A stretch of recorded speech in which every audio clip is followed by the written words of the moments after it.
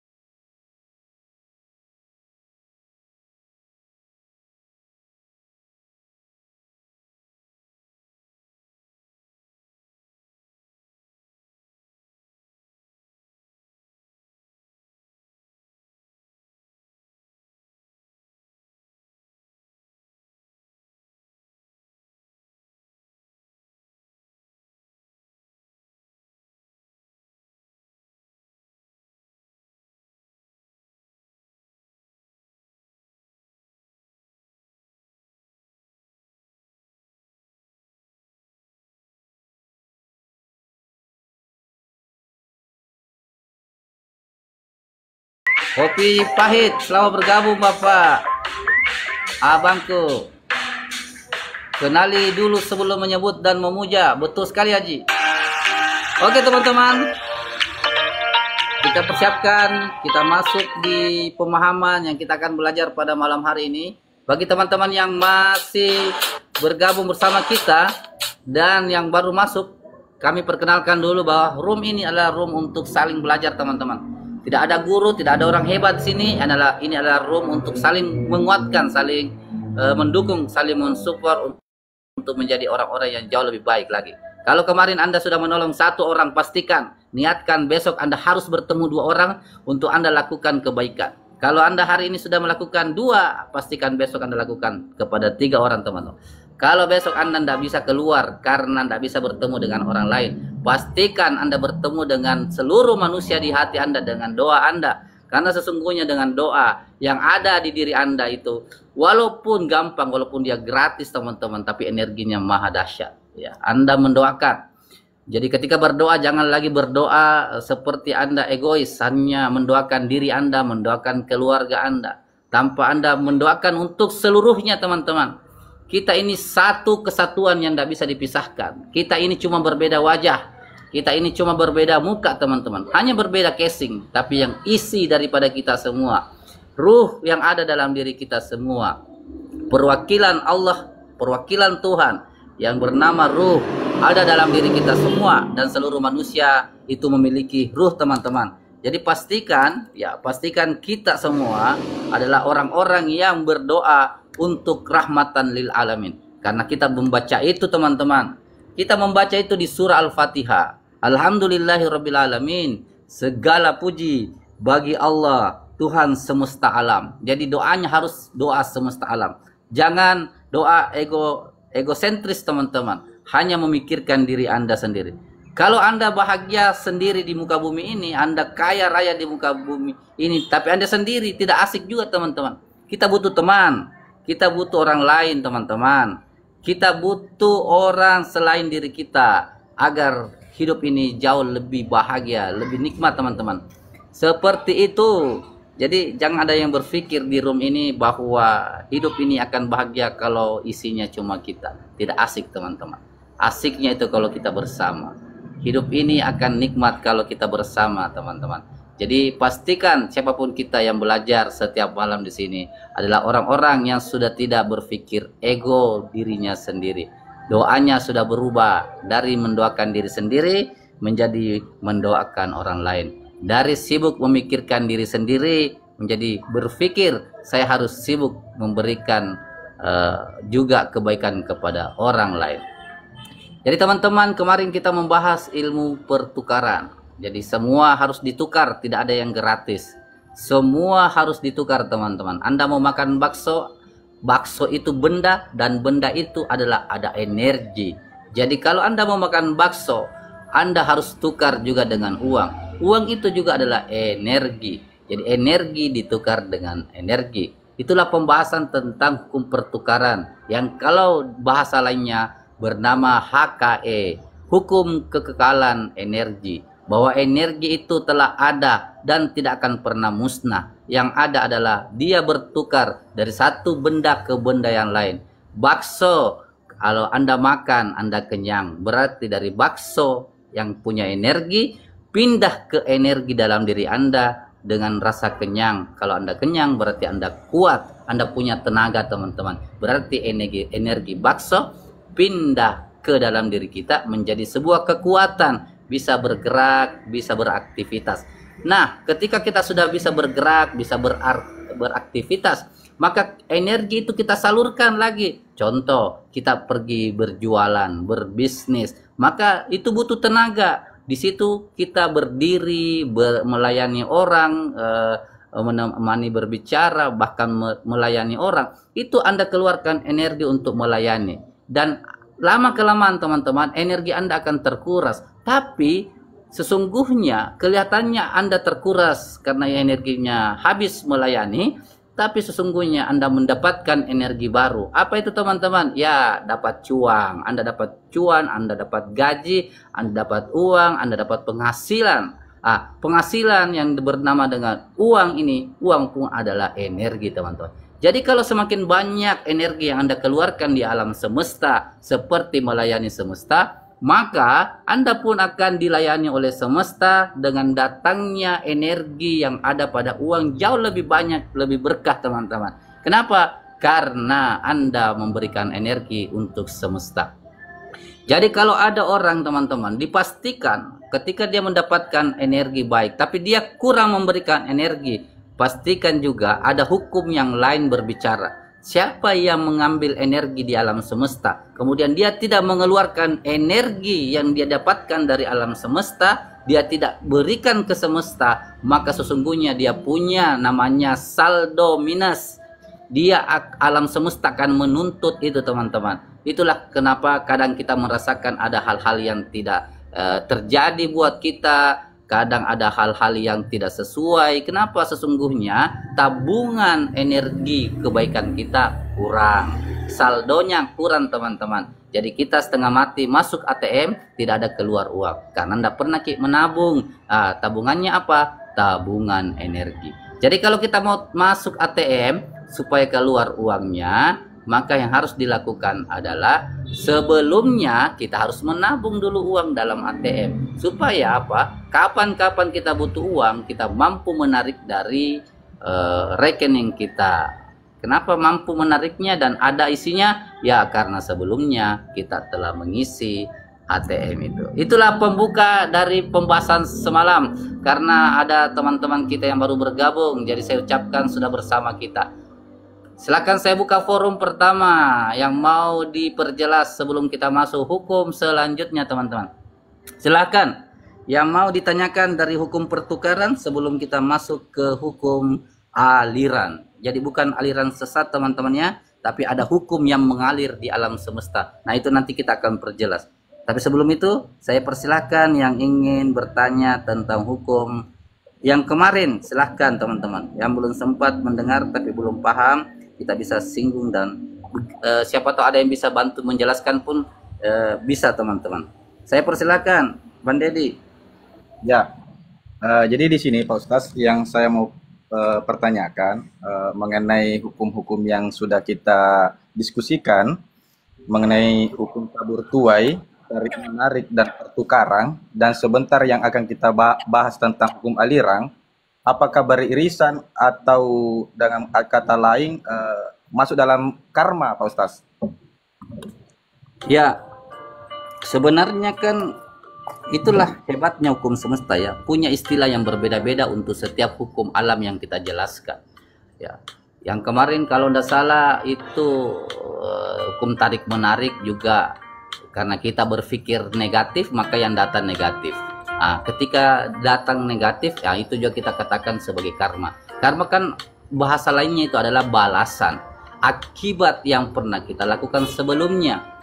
Jadi bisa saja dia karmanya baik, bisa saja karmanya buruk. Jadi intinya kalau misalnya kita tidak bisa menerima bahasa karma, bolehlah kita pakai istilah lain yang ramah kita terima di pikiran kita dengan kata balasan. Ya. Kalau dalam Islam dikenal wa may ya'mal misqala dzarratin khairan yara. Barang siapa yang melakukan kebaikan sebesar biji zarah, maka dia akan mendapatkan balasan setimpal. Jadi itu kan kata balasan, jaza, balasan, ya. Artinya apa? Apapun namanya, ya. Intinya alam semesta akan mengembalikan apapun yang kita telah sebar, teman-teman. Ini juga berkaitan dengan tebar tuai. Apapun yang kita tebar, itu yang kita tuai. Apapun yang bisa juga sebab akibat. Apapun yang kita sebab lakukan, maka kita merasakan akibatnya. Karena akibat ada gara-gara kita melakukan sebuah sebab. Ya, bisa juga masuk yang tadi hukum tarik menarik. Apapun yang selalu kita pikirkan tentang sesuatu itu, teman-teman. Kalau negatif, maka negatif itu yang datang. Itulah kenapa kita selalu berkata begini, kenapa selalu saya mendapatkan hal ini berulang? Tapi tolong tanya itu dalam diri kita. Bukankah juga kita yang menarik itu? Karena selalu memikirkan hal itu. Jadi betul yang disampaikan oleh Mas Dedi bahwa apapun namanya, Anda menggunakan karma, menggunakan balasan, menggunakan akibat, atau menggunakan resiko, ya itu hanya persoalan bahasa. Intinya alam semesta punya sistem. Kalau Anda menanam kebaikan, maka alam semesta akan membantu bibit kebaikan Anda untuk bertumbuh dan berbuah kebaikan. Tapi kalau Anda menanam bibit jahat, maka teman-teman, Anda akan merasakan buah itu pula. Gitu. Begitu Bang Dedi. Ya, jadi bisa dikaitkan bahwasanya ini bersangkutan dengan karma, Pak Ustaz ya? Bisa, ya bisa. Nah, jadi untuk mengenai karma ini, Pak Ustaz, pernah saya dengar bahwasanya apa yang karma yang kita tanam pada hari ini, kelak nanti akan kita dapatkan. Bahkan nanti akan didapatkan oleh anak cucu kita. Bagaimana, Pak Ustaz? Maaf, bisa ulangi dulu Bang Dedi. Sempat suaranya kurang jelas. Maksudnya di sini Pak Ustaz, jika karma itu kita tanam misalnya hari ini entah itu baik atau buruk, kelak kita akan dapatkan, kan seperti itu konsepnya Pak Ustaz ya? Iya. Ya. Dan apakah benar yang pernah saya dengar bahwa karma itu akan ditiru juga oleh anak cucu kita ketika kita tidak membersihkannya Pak Ustaz? Kalau Bang Dedi yang makan anaknya kenyang atau tidak? Tentunya tidak Pak Ustaz. Saya yang kenyang. Yang pakai baju Bang Dedi, tapi yang bajunya dikenakan anak Anda atau Anda? Jadi teman-teman, tentunya saya Pak Ustaz. Ya. Silakan Pak Ustaz. Karena hukum ini adalah hukum ulah perbuatan teman-teman. Anda yang berbuat, Anda yang rasakan, Anda yang makan, Anda yang kenyang, Anda yang mandi, Anda yang segar. Ya. Apakah nanti kemudian anak saya juga berimbas? Boleh jadi juga dia berimbas, tapi itu juga karena ulah perbuatan anak kita, bukan karena kita. Cuman kadang ada satu kejadian, tapi untuk pelajaran dua orang, anaknya dan bapaknya. Tapi fenomena kejadiannya satu. Ya, ada satu kejadian peristiwa, tapi sesungguhnya pelajaran yang dihadirkan di satu kejadian itu bisa untuk istrinya, suaminya, anaknya, bahkan keluarga besarnya. Boleh jadi. Tapi perlu dipastikan bahwa kenapa semua dapat bersamaan, karena memang alam semesta mencatat ada hal-hal yang memang dia pernah tebar di kehidupan. Nah, terbalaslah itu semua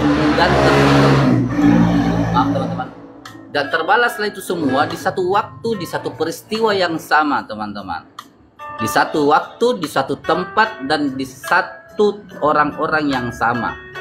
Ya, seperti itulah hukum alam semesta. Intinya teman-teman, kalau kita tanam cabai, tidak mungkin keluar tomat. Kalau Anda yang berbuat jahat, tidak mungkin teman-teman bapak Anda yang kena. Tapi kenapa bisa ada yang mengatakan bahwa kalau anak yang berbuat jahat, kena aja bapaknya? Boleh juga jadi seperti itu. Kalau bapaknya dulu tidak mengajarkan kebaikan kepada anaknya, resikonya misalnya anaknya dapat masalah, dua yang rasakan. Anaknya sendiri, yang kemudian bapaknya juga tanggung rasa bersalah si anak. Jadi dua yang rasakan, tapi meskipun anak itu yang mendapatkan kasus misalnya. Tapi kalau misalnya teman-teman, anaknya yang melakukan kejahatan dan merasakan akibat daripada itu, tapi kemudian bapaknya di waktu kecil dia sudah melakukan hal-hal baik, sudah membimbing dan sudah artinya menunjukkan segala hal. Dan pasti bapaknya juga ketika terjadi kejadian ini, walaupun sebagai seorang ayah itu prihatin, tapi sesungguhnya mungkin berbeda karena ada rasa puas dari seorang ayah yang mengatakan bahwa saya dulu telah mengajarimu, saya sudah memaksimalkan peran saya sebagai seorang ayah, saya sudah mengajarimu. Dan ketika terjadi persoalan sama anaknya, sang anak misalnya, ayahnya juga secara manusia, secara seorang ayah mungkin agak sedih gitu ya. Tapi kemudian tidak kemudian larut dari kesedihannya karena ada rasa puas juga, namanya suka duka.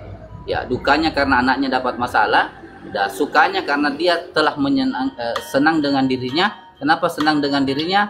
Terima kasih Haji. Karena kenapa dia senang dengan dirinya? Ya karena dirinya telah berbuat baik sebagai seorang ayah ketika anaknya masih kecil dalam bimbingan seorang ayah. Seperti itu Bang Dedi. Intinya jangan lagi kita berpikir teman-teman, ketika sesuatu datang dari kita, sesuatu yang jelek, tolong hilangkan di pikiran kita bahwa ini akibat orang lain. Tidak seperti itu alam semesta teman-teman.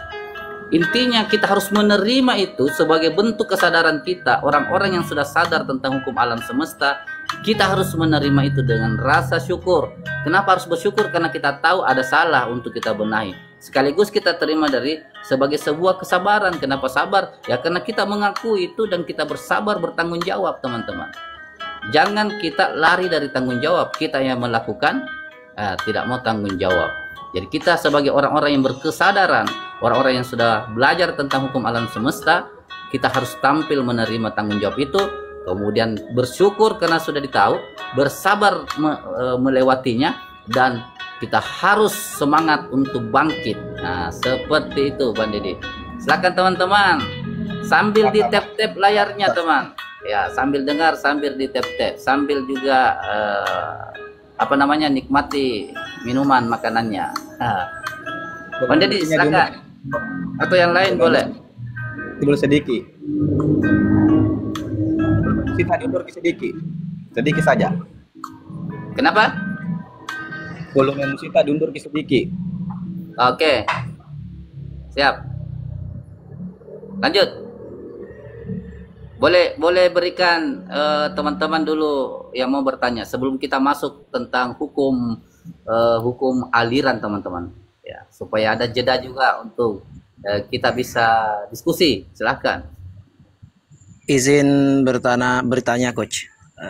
Siap, Bang Hayato. Teman-teman, perkenalkan ini dari Jember. Bagaimana dengan konsep kebaikan yang mana orang lain yang telah melakukannya, tapi balasannya itu diterima oleh anak cucunya? Seperti kisah dari Nabi Khidir yang merobohkan rumah, kemudian ada harta karun karena ayahnya itu termasuk orang yang soleh. Seperti itu. Apakah kejahatan atau kejelekan juga bisa berimbas kepada anak cucu sebagaimana kebaikan yang telah dilakukan orang yang telah meninggal yang diterima oleh anaknya? Seperti itu, Coach. Ya, terima kasih Bang Hayato. Ini keren sekali, teman-teman. Jadi ketika ada orang-orang tua, misalnya kita punya orang-orang nenek-nenek kita terdahulu, dia orang yang aktif dalam kebaikan, teman-teman. Kemudian kan kita dikatakan yang sering kita dengar itu ada keberkahan kebaikan daripada orang-orang tua kita, guru-guru kita misalnya, atau keturunan-keturunan kita. Apakah berimbas kepada diri kita? Iya, ada peluang itu berimbas karena kebaikan yang dilakukan oleh nenek-nenek kita, orang tua kita, dan kita hidup di masanya, kita mendapatkan limpahan energi kebaikan. Karena kan, kenapa limpahan energi masuk di diri kita? Karena kan kita hidup bersamanya, kita lihat bagaimana dia hidup, bagaimana cara berbicaranya yang santun, bagaimana akhlak yang baik. Itu kan mengeluarkan energi dan terpancar dalam diri kita, sehingga kita yang hidup di masa orang tua kita yang baik itu ada motivasi untuk mengikuti jejaknya, sehingga kita juga melakukan kebaikan. Tapi ada titik tekannya, teman-teman. Kalau kita melihat kebaikan itu dari nenek kita, orang tua kita yang kita hidup di masanya, dan kemudian kita termotivasi, mensugesti diri kita juga melakukan kebaikan, itu adalah keberkahan ilmu. Kenapa keberkahan ilmu? Karena ilmu yang ada di nenek itu atau orang tua itu diwarisi ke anaknya melalui ajaran-ajarannya, petuah-petuahnya, dan memang juga anaknya melakukan. Ingat teman-teman, anaknya juga melakukan petuah itu, makanya berkah ilmunya. Tapi tidak bisa, teman-teman, neneknya sudah baik, mengajarkan hal-hal baik, tapi tiba-tiba anaknya, cucunya kemudian juga baik tanpa ada usaha dari seorang anak atau cucu untuk mengikuti nasihat peran-peran orang tuanya atau neneknya. Nggak bisa. Dia juga harus berjuang, teman-teman. Dia juga harus berjuang, bekerja, mengaplikasikan ilmu baiknya. Nah, itulah dimaksud dengan ilmu yang bermanfaat. Ya, ilmu yang bermanfaat yang diwariskan dan tertanam di benaknya, di alam bawah sadar cucu atau anak, sehingga dia termotivasi kepada neneknya atau kakeknya atau ke orang tuanya. Tapi kalau misalnya orang tuanya sudah melakukan, mengajarkan kebaikan, tapi dia hidup juga di masanya, tapi dia tidak ikut, teman-teman, nggak bisa, nggak berkah. Bukan ilmunya nggak berkah si nenek atau orang tua, tapi anak ini tidak punya potensi mendapatkan keberkahan itu karena dia tidak melakukannya, dia tidak menerapkannya, teman-teman. Jadi dia harus menerapkan ilmu itu untuk mendapatkan keberkahan itu. Tapi dia sudah punya potensi. Apa potensinya? Karena mendapatkan orang tua dan nenek yang punya keilmuan dan akhlak yang baik. Itu apa potensinya, itu untungnya dia lahir di keluarga yang sudah punya tata cara yang baik, akhlak yang baik. Beda teman-teman, ada orang yang dari kecil berhadapan sama orang tua yang tidak pernah orang tuanya sibuk memikirkan kebaikan buat anak cucunya, tidak pernah dihadirkan lingkungan yang baik, tidak pernah dihadirkan hal-hal yang positif, sehingga anak ini tidak ada peluang untuk baik seperti anaknya tadi. Itulah kenapa teman-teman, kalau kita mau jujur, ada banyak misalnya ustadz atau kiai, kan tidak semua juga nanti anaknya itu berperilaku seperti neneknya atau kakeknya atau orang tuanya. Ada mungkin satu anak atau dua anak, tapi ada satu anak yang tidak. Bukan berarti bukan berarti bapaknya atau neneknya tidak baik, tidak seperti itu.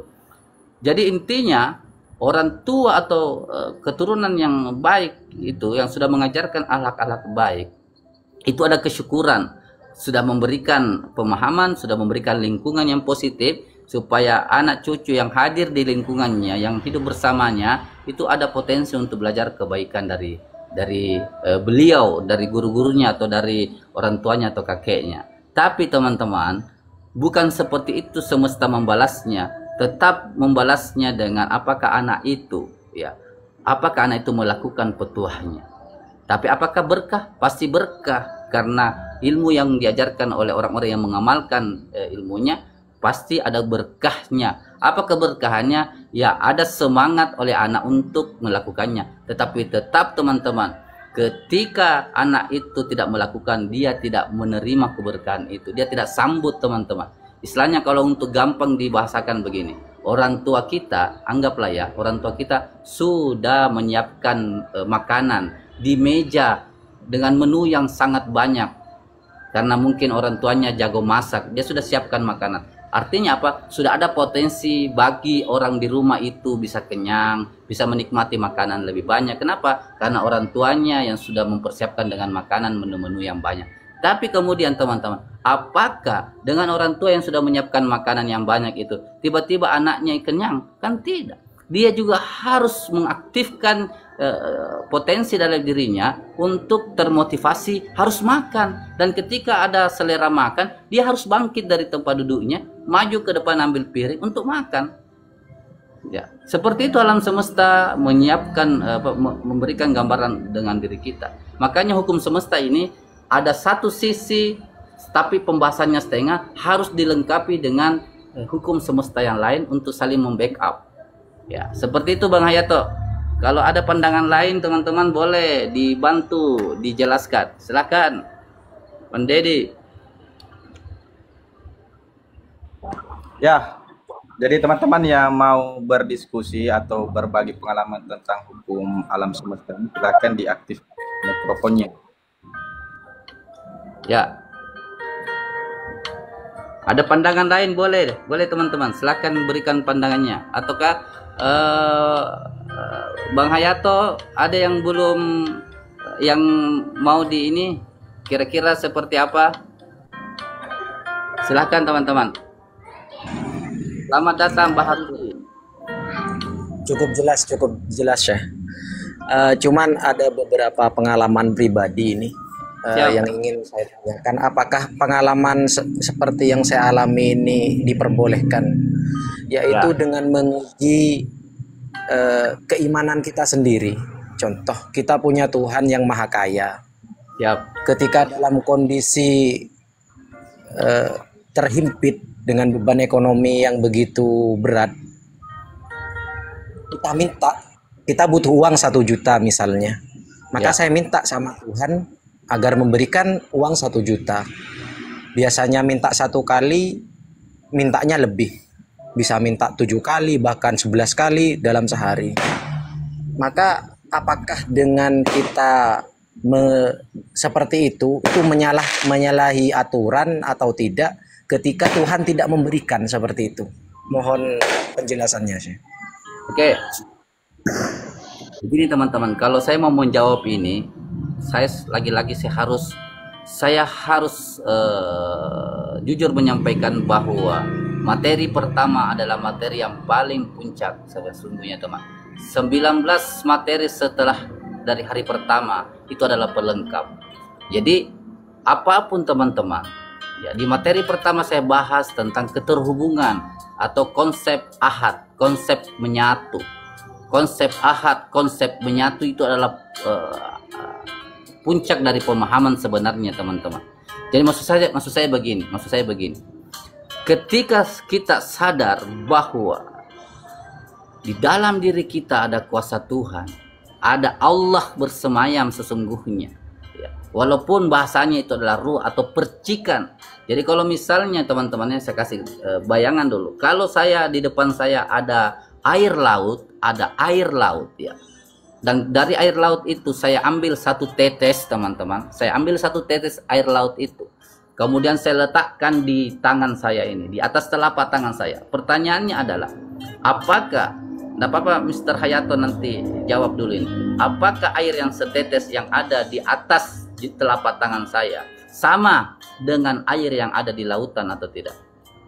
Kira-kira Bang Hayato gimana?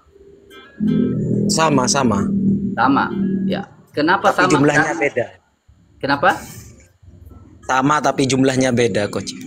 Ya, sama unsurnya, makanya namanya senyawa. Sama sel-selnya, sama zatnya, sama kalau orang fisika itu sel-sel penyusun air. Ada istilahnya, mungkin saya belum familiar untuk itu ya. Tapi intinya teman-teman, bahwa air yang setetes yang ada di telapak tangan saya sama dengan air yang ada di lautan. Berarti teman-teman, walaupun dia setetes, tapi sesungguhnya ya, potensinya sama dengan potensi yang ada di dasar di lautan. Ya. Sekarang ketika Allah mengatakan wa nafakhtu fihi min ruhi, dan saya tiupkan ruhku, bagian terkecil dari diriku atau percikan cahayaku, saya letakkan dalam diri manusia.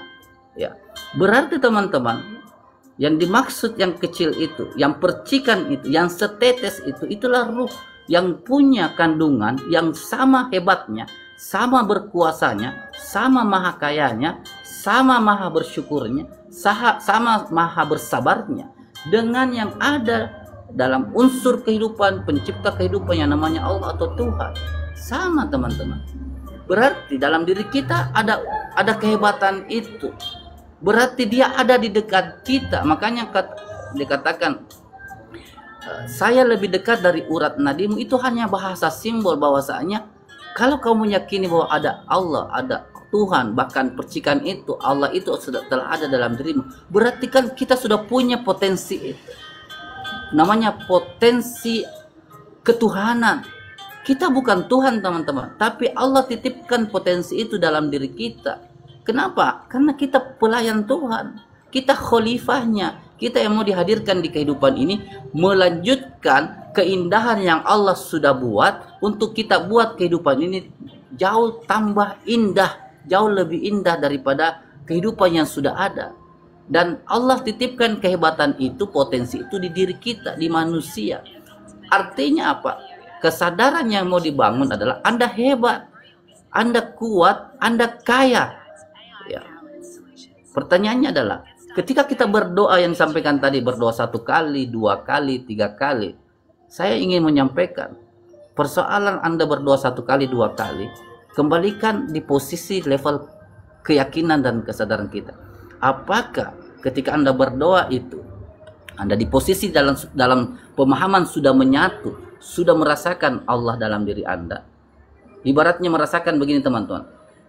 Kalau saya sudah andalkan satu orang yang hebat ada di samping saya, ada berdekatan di samping saya teman-teman, apakah masih butuh saya sampaikan? Ataukah teman-teman, kalau orang yang sudah berdekatan, sudah akrab, apakah butuh suara untuk menyampaikan keinginan kita? Ataukah hanya butuh kode? Jadi kita hanya menggerakkan, kita punya mata dan sudah dipahami oleh teman dekat kita karena kita sudah bersama, saling akrab, saling kenal. Masihkah butuh suara? Masihkah butuh kode? Bahkan yang lebih halus daripada itu, sudah tidak bersuara, sudah tidak ada pergerakan fisik, tidak ada kode memberikan signal, enggak ada. Kenapa? Karena hatinya adalah rumahnya. Hati yang ada dalam diri kita sudah menjadi singgasananya. Makanya Allah mengatakan, ya'lamu ma fis sudur. Allah tahu apa di dalam hatimu. Tanpa ucapan itu teman-teman, tanpa kode Allah sudah tahu. Jadi kalau kita mau mengucapkan kepada Tuhan, kepada Allah, apakah boleh? Boleh. Tapi saya ingin mengembalikan kesadaran kita bertuhan, berkeyakinan, akrab, mengenal Dia di dalam diri kita. Sudahkah betul-betul kita kenal, sadar, memahami itu, menyadari keberadaannya, sehingga kita masih harus bersuara, masih harus memberikan kode dengan angkat tangan? Ataukah sudah tidak butuh itu lagi? Sudah tidak ada kata-kata, tidak ada juga pergerakan angkat tangan misalnya, tidak ada kode lagi. Ya, tapi semua mampu kita transfer dan ditangkap. Itulah energi teman-teman. Yang doa tanpa suara, tanpa gerakan, tapi dia sampai. Itulah telepati teman-teman. Yang hari ini boleh saja kita pernah rasakan di keluarga kita, di istri kita ada telepati. Tapi kenapa ke Tuhan telepati itu tidak ada? Sementara potensi telepati itu dari Dia. Telepati itu dari Tuhan teman-teman. Yang diberikan kepada manusia untuk digunakan kepada Tuhan. Tapi kita gunakan hanya untuk manusia.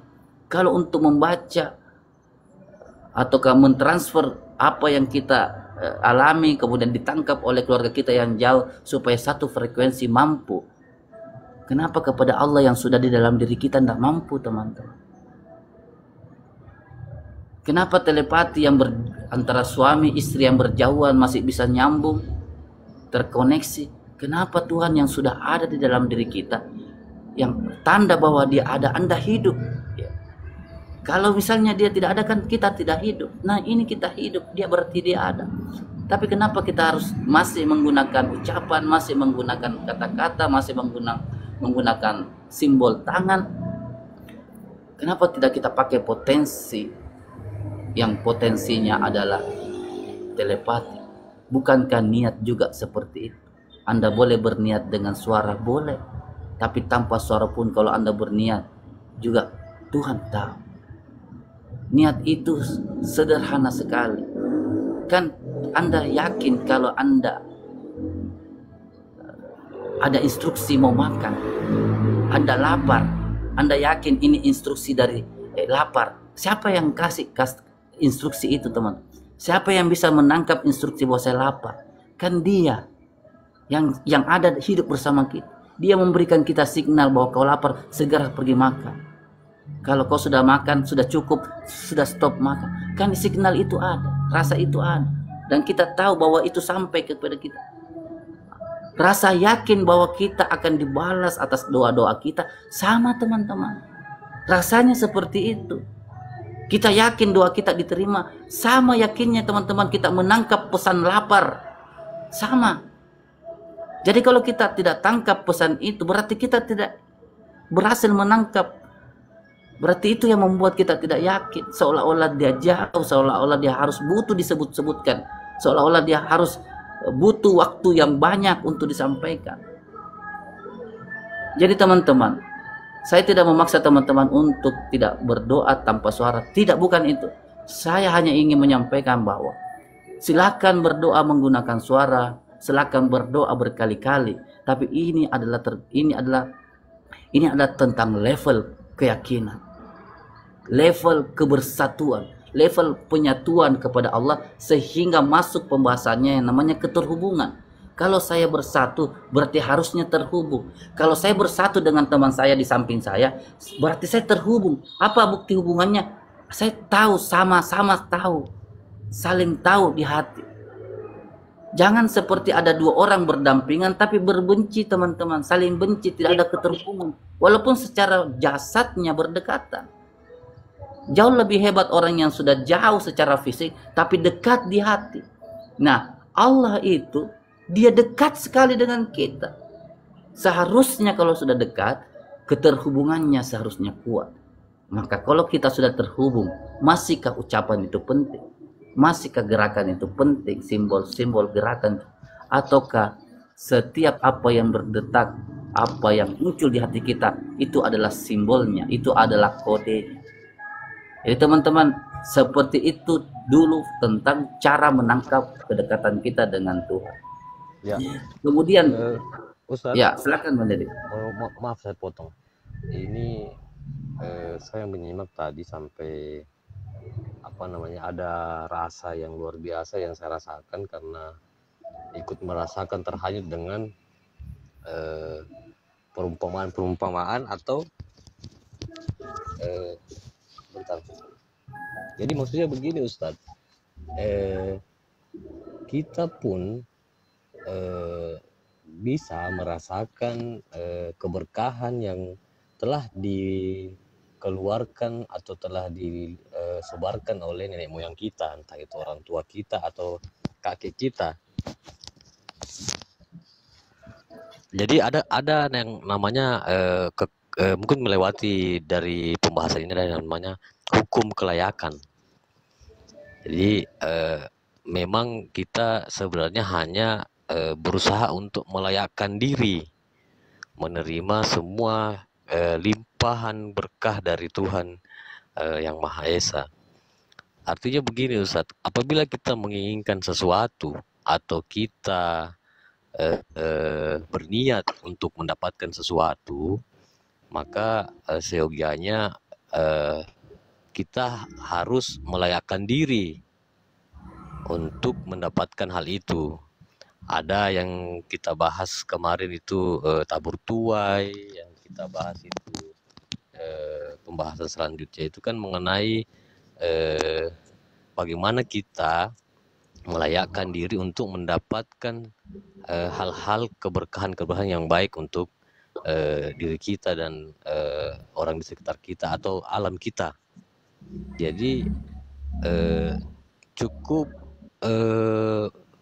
bagus sekali pembahasan ini karena metode-metode yang akan kita jalankan nanti setelah memahami pembahasan ini yang diberikan oleh Ustadz, bahwa apabila kita menginginkan sesuatu, bagaimana kita melayakkan diri untuk mendapatkan itu, sehingga energi yang kita rasakan sudah seolah-olah kita sudah mendapatkan apa yang kita inginkan, seperti itu, sehingga pergerakan kita dalam kehidupan sehari-hari itu penuh dengan keberkahan, penuh dengan antusias, penuh dengan kepercayaan diri, sehingga semua yang kita inginkan itu akan cepat hadir, akan cepat kita gapai. Mungkin seperti itu ya Ustaz, atau ada mohon dikoreksi Ustaz. Ya, saya mau bertanya Pak Ustaz. Berarti di sini ketika kita memelihara rasa takut, khawatir, was-was dan lain sebagainya, bukan hanya menghinakan diri ya Pak Ustaz ya. Sama halnya juga kita menghinakan Tuhan karena ada kuasanya di dalam diri Pak Ustaz. Atau bagaimana? Jadi begini teman-teman, apa yang disampaikan oleh saudara kita awal dan yang Mas Deddy sampaikan, makanya saya ingin mengatakan hukum semesta ini dia harus sepaket ya, dia harus sepaket, dia ndak bisa berjalan satu tapi diabaikan satu. Yang saya jelaskan tadi itu adalah, saya selalu mengatakan setiap persoalan yang teman-teman rasakan itu, saya pasti mengajak dulu masuk di materi pertama, keterhubungan, karena itu adalah sumber terbesar. Anda mau bercerita tentang uang, saya pasti ajak Anda ke situ. Anda berbicara nanti tentang kesehatan pun sama teman-teman. Dasarnya adalah kesadaran Anda bersama Tuhan. Karena di situ adalah yang maha hebat, yang maha menyembuhkan, kan dia semua. Maha kaya juga dia. Jadi daripada kita sibuk untuk melakukan hal-hal yang di luar diri kita, saya ingin mengajak teman-teman masuk dulu ke dalam diri untuk bersama dengan Tuhan, mengenali itu dengan yakin, dengan pasti, baru kemudian kita aplikasikan teknik-teknik selanjutnya. Bahwa teknik-teknik selanjutnya itu yang disampaikan tadi saudara kita awal, bahwa akan ada yang namanya hukum kelayakan. Karena Allah itu ketika mau membantu manusia, Allah juga tidak pilih kasih teman-teman. Caranya Allah membalas itu adalah orang yang layak gitu. Nggak mungkin teman-teman Allah memberikan buah mangga kepada orang yang tidak pernah tanam mangga, dibanding orang yang sudah menanam mangga di depan rumahnya gitu. Jadi Tapi hukum kelayakan ini juga tidak akan bisa maksimal kalau dia tidak kuat di konsep keyakinannya. Konsep keyakinan ini yang saya maksud tadi di hukum yang pertama.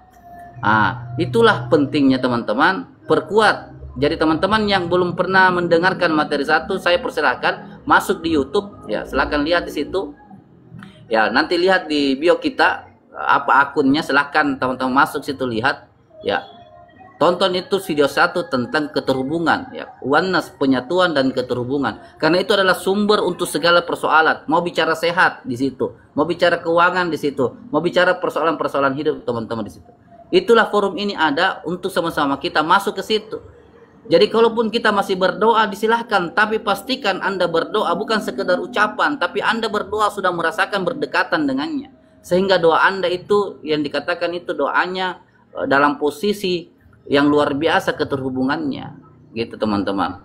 Sehingga nanti teman-teman bayangkan ya, kalau Anda sekedar berdoa, Anda tidak terhubung, Anda kan pasti muncul rasa khawatir atau rasa tidak yakin. Apakah dia mendengarkan doa saya? Kenapa sudah 3 kali saya berdoa seolah-olah tidak terjadi? Kemudian akhirnya kita meragukan Tuhan itu. Seolah-olah kita meragukan Tuhan, apakah dia maha kuasa? Apakah dia mau mendengar? Kenapa tidak terwujud? Padahal sebenarnya teman-teman, boleh saja ketika teman-teman berdoa sudah terhubung, tapi karena balasannya tidak terjadi, Anda ragukan lagi kehebatan Tuhan. Padahal Tuhan juga sudah mau membalas itu atas doa Anda, tapi Tuhan tidak bisa ujuk-ujuk memberikan balasannya kalau Anda tidak lakukan yang namanya hukum pertukaran. Anda harus tukar, mau dapat uang harus kerja misalnya. Itulah kerja itu yang dimaksud saudara awal itu sebagai kelayakan. Anda melayakkan diri. Karena hukum semesta ini mengukurnya adalah di energi teman-teman. Siapa yang menggetarkan energi kerja, maka dia akan kembali ke dalam dirinya energi yang lain gitu. Jadi sepaket teman-teman harus kita pahami ini.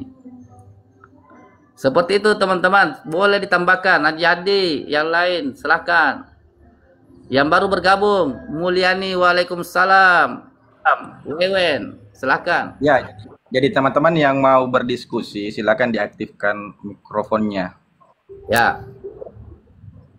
Jadi Mr. Hayato silahkan keterhubungannya diperkuat dan jangan pernah ragukan teman-teman.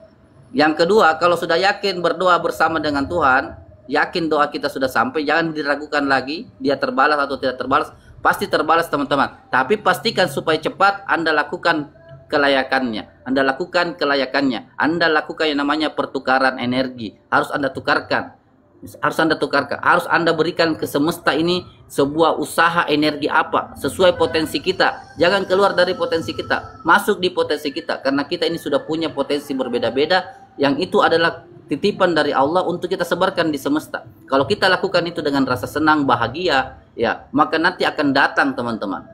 Disitulah kemudian kita merasakan luar biasa. Tuhan akan mempercepat balasan itu karena kita sudah melayakkan 2 hal. Kita melayakkan diri kita keterhubungan. Yang kedua, kita melayakkan untuk menyebarkan ke alam semesta. Karena ada pertukaran energi. Terima kasih Bunda. Gas Pak Ustaz. Ya. Seperti itu teman-teman. Yang mau nonton YouTube silahkan lihat di bio saya. Akunnya apa silahkan. Kita sudah punya 6 video teman-teman. Berurutan dari 1 sampai semalam. Ya, insya Allah malam ini kita masukkan lagi ke YouTube. Setiap habis bicara tentang materi kita. Silakan, yang lain. Ya berarti di sini Pak Ustaz seperti tadi yang saya tanyakan, ketika kita ada keraguan dan kekhawatiran, kita sama hanya menghinakan Tuhan, dan kita sebagai manusia pasti ada perasaan-perasaan seperti itu. Yang mesti kita lakukan di sini adalah melakukan keterhubungan Pak Ustaz ya. Ya betul. Siap Wewen, dia paham. Oke siap Wewen. Lanjut. Betul. Itu adalah keterhubungan. Jadi kalau kita sudah yakin, kita kan tidak pernah kita kan tidak pernah mempertanyakan itu. Kalau bahasanya tadi Dedi menghina Tuhan, ya sebenarnya Tuhan tidak pernah merasa terhina. Yang terhina sebenarnya itu kita karena tidak selaras dengan maunya Tuhan. Tuhan Anda sembah atau tidak sembah, Anda yakini atau tidak yakini, dia tetap berjaya. Dia tetap berbuat teman-teman. Dia tetap melakukan hal-hal baik untuk kehidupan. Dia tetap melayani semesta. Dia tetap menjaga alam semesta. Itulah Allah dengan maha maha yang menjaganya, maha menjaga, maha memelihara. Ya, Anda yakin tidak yakin, dia tetap berjalan, teman-teman. Ya. Anda marah atau tidak marah sama matahari misalnya, karena matahari adalah salah satu ciptaan Tuhan. Matahari tetap melayani semesta, teman-teman. Tapi yang yang menanggung risikonya adalah kita, karena kita akan merasa di keterpurukan selamanya, karena kita tidak bisa bangkit untuk itu, teman-teman. Jadi Allah dengan alam semestanya menunggu kita, menunggu kelayakan kita. Ibaratnya Allah sudah mempersiapkan prasmanan dengan berbagai macam menu-menu makanan. Tinggal kita berdiri, ya, keluarkan energi kita, energi berdiri, kemudian maju, kemudian ambil piringnya, kemudian eksekusi. Ya. Waalaikumsalam Mandiri Karsa, silakan. Oke. Terima kasih Bu Ida. Mudah-mudahan Allah merahmati, berkahi semua rezeki kita. Segala keinginan, harapan Allah kabulkan. Baik, silakan yang lain. Bang Awal.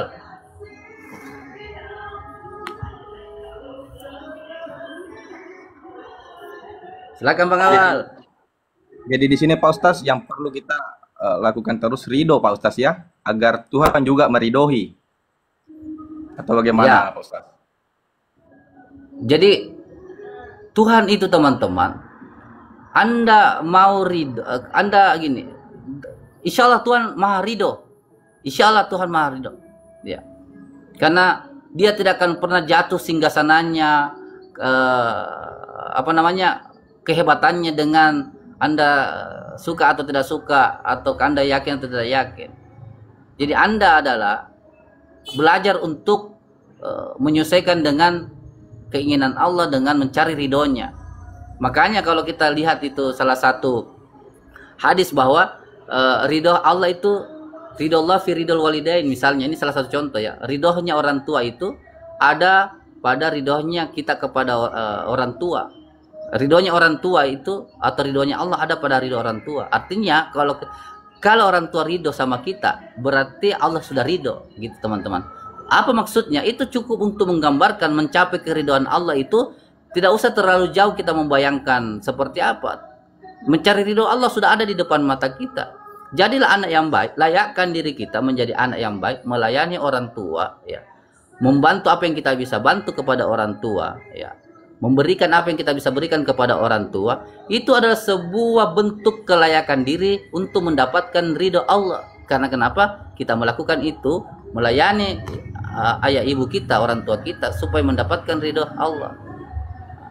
Jadi kalau kita lakukan itu, insya Allah Allah pun ridho. Kalaupun kita tidak melakukan itu, ya kan resikonya nanti kita. Apa resikonya sama kita ya? Kita tidak akan tidak baik hubungan dengan orang tua, kan? Gitu. Terus kalau kita sudah tidak baik hubungan dengan orang tua, apakah kemudian Allah itu marah juga dengan kita? Insya Allah juga Allah tidak marah. Allah siap menunggu pertobatan kita, kan? Dia siap menunggu maaf kita. Dia tunggu pintu kesadaran kita untuk kita datang kembali karena sadar. Kenapa sadar? Karena mungkin ada hal-hal dalam perjalanan hidupnya tidak berkah, jatuh, atau ada hal-hal yang dapat musibah misalnya, sehingga dari situ dia sadar dia tetap harus baik sama orang tuanya. Kemudian dia sadar, kemudian dia bangun kembali komunikasi ke orang tuanya, dan dia berbaikan, dan kemudian dia mendapatkan lagi keberkahan kembali. Terima kasih Bunda. Seperti itu teman-teman. Jadi Allah itu tidak seperti manusia teman-teman yang maha tersinggung. Allah itu maha luas pengampunannya. Allah itu maha merahmati. Jangan kita memahami Allah itu seperti kita memahami manusia. Kalau manusia, ya itu tadi, masih ada negatif pikirannya, masih ada negatif perasaannya teman-teman.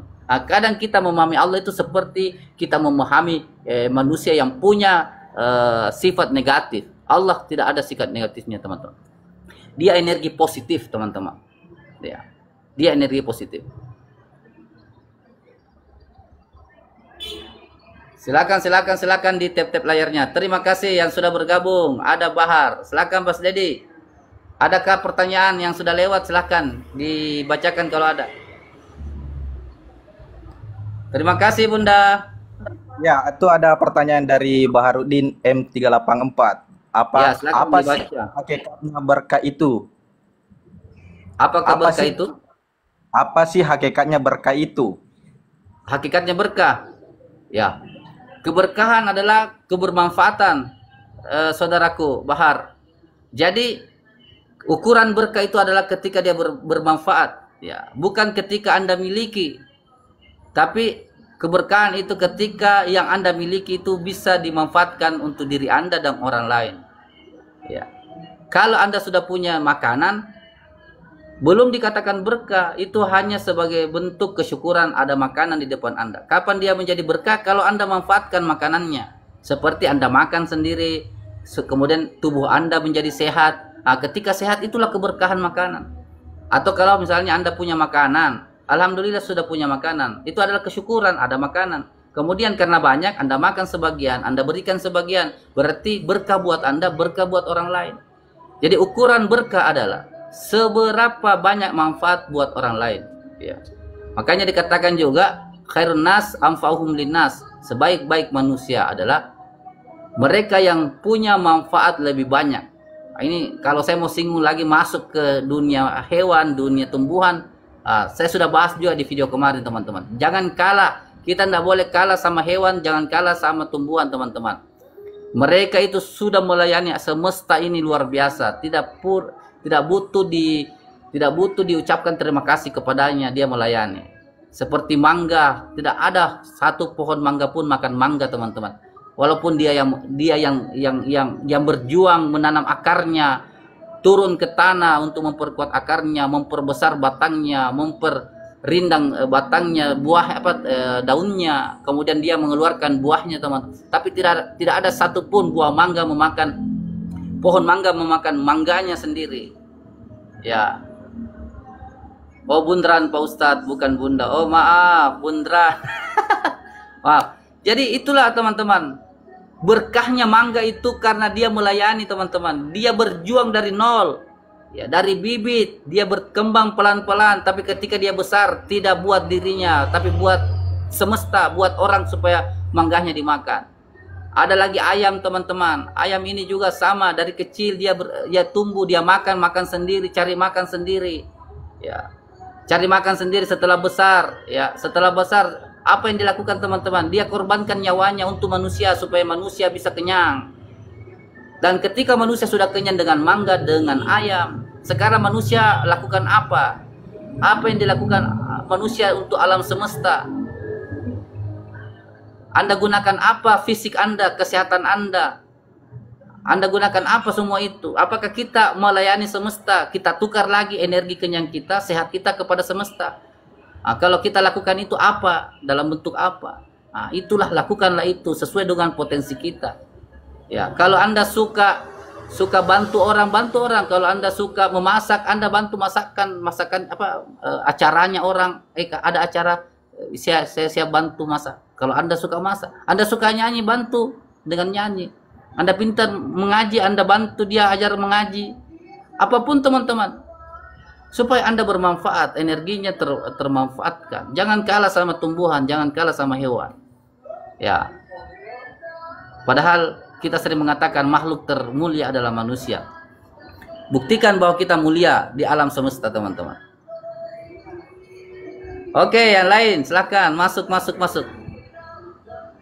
Siap Bundran, maaf. Terima kasih. Terima kasih. Ya, ada pertanyaan boleh, ada yang mau bercerita pengalaman boleh teman-teman. Ya, silakan. Sambil kita cari satu lagu ya. Ada request lagu enggak? Kita istirahat sambil dengar lagu dulu. Satu lagu ada?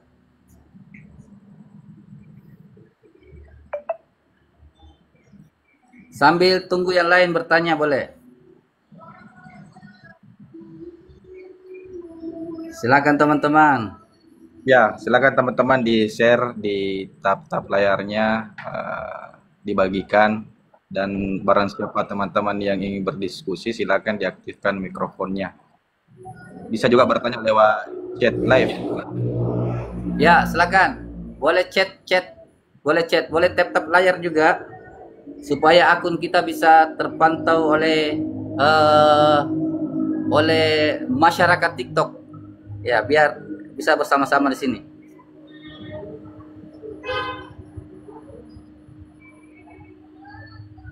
Ya, teman-teman ya, kita sambil memikirkan tadi yang kita sudah bahas, sambil kalau ada pertanyaan silakan kita dengarkan lagu dari eh lagu siapa ini bagus ya?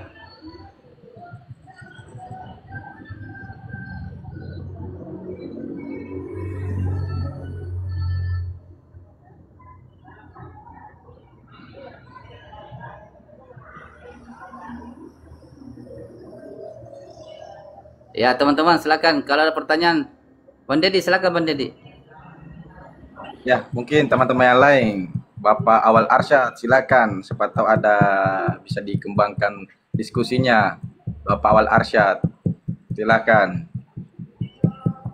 Teman-teman yang lain, siapa tahu ada yang mau dipertanyakan atau pengalaman yang mau diceritakan, bisa gabung langsung di Komal atau chat live supaya nanti bisa dijawab dan kita bisa diskusikan sama-sama.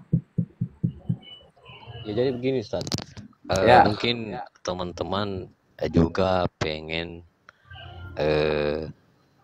bagaimana menyatu atau ahad wal awal wal akhiru dengan sumber kehidupan itu, karena mungkin sebagian teman-teman yang hadir di malam hari ini butuh sedikit pola atau cara untuk bisa lebih merasakan apa yang ada dalam dirinya, seperti itu Ustaz.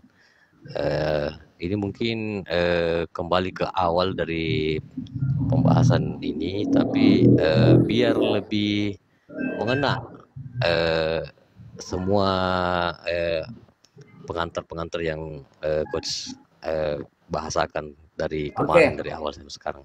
Boleh tetap. Oke, terima kasih saudaraku Awal atas masukannya. Tolong jangan tinggalkan room ya, kita sambil dengarkan dulu ini satu lagu ya, satu lagu.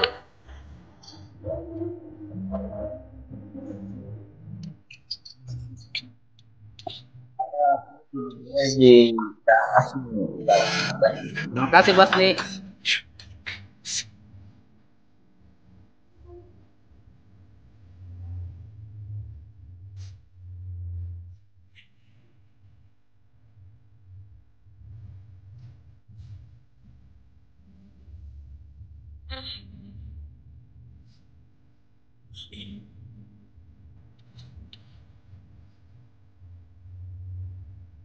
Terima kasih Bos nih.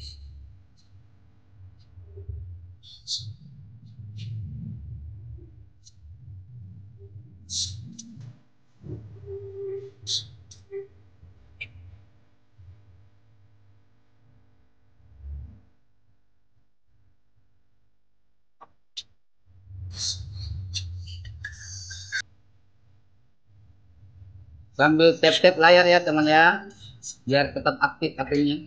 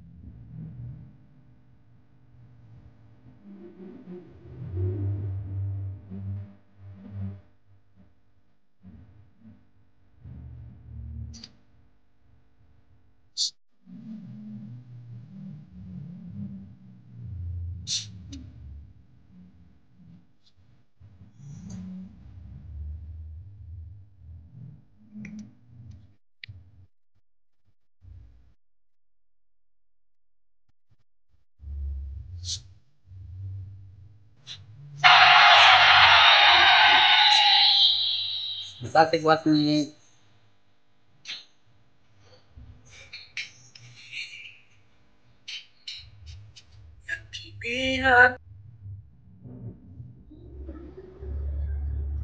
Oke teman-teman, itulah mudah-mudahan lagu ini bisa mengantar kita masuk di pemahaman kesatuan teman-teman. Jadi teman-teman coba kita bersyukur dulu bahwa kita masih hidup teman-teman.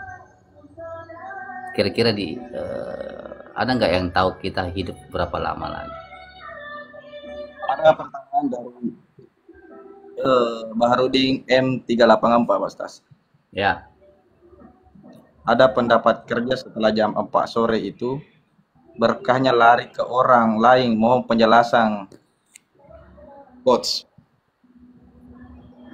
ada pendapat Pendapatan kerja kerja setelah jam jam 4 sore itu Ada berkahnya di lari pagi ke kerja. orang lain. Mohon penjelasannya. Dia dapat Boleh kerjaan. tidak? Boleh ya, boleh tidak. Ya, ya itu kalau misalnya setelah jam kerja Anda menganggap Anda rugi kalau kerja karena setelah itu manfaatnya buat bos Anda, maka betul berkahnya buat bos Anda. Kenapa? Ya karena hasilnya buat bos Anda. Anda yang kerja sudah yang tidak ikhlas, ibaratnya sudah menganggap bukan jam kerja Anda, sehingga Anda melakukan itu dengan terpaksa, bukan dengan energi positif. Anda rugi dua kali. Ruginya adalah fisik Anda capek, dan Anda menyebarkan energi yang negatif karena Anda sambil marah-marah.